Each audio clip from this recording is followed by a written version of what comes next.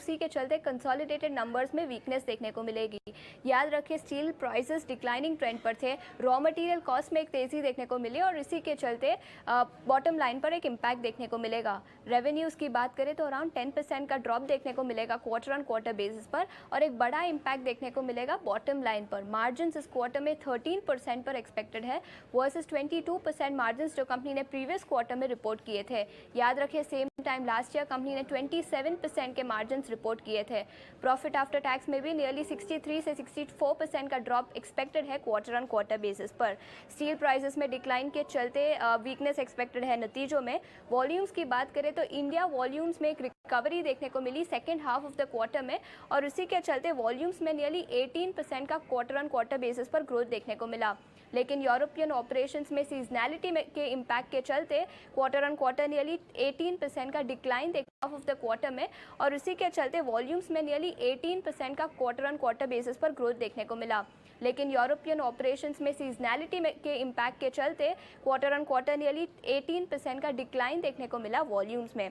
Realisations और spreads की बात करें तो रियलाइजेशंस 15 से 17% तक ड्रॉप हो सकते हैं क्वार्टर ऑन क्वार्टर बेसिस पर और एबिटा पर टन में भी नियरली 50% का ड्रॉप देखने को मिल सकता है क्वार्टर ऑन क्वार्टर बेसिस पर।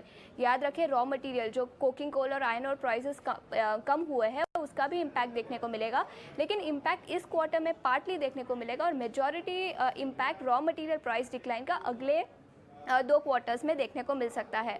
मैनेजमेंट कमेंट्री और गाइडेंस की बात करें तो यूरोपियन ऑपरेशंस पर उनकी क्या राय रहेगी और ग्रीन एनर्जी में कंपनी कैसे ट्रांजिशन करती है उसके ऊपर उस कमेंट्री के ऊपर स्ट्रीट का व्यू रहेगा। But all in all weak set of numbers expected है।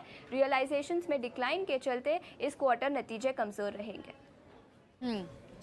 ऑलराइट, ठीक है, तो वीक सेट ऑफ नंबर्स हैं टाटा स्टील से एक्सपेक्टेड और आप पूरे मेटल स्पेस पर आ रहे का प्रेशर भी देख रहे हैं।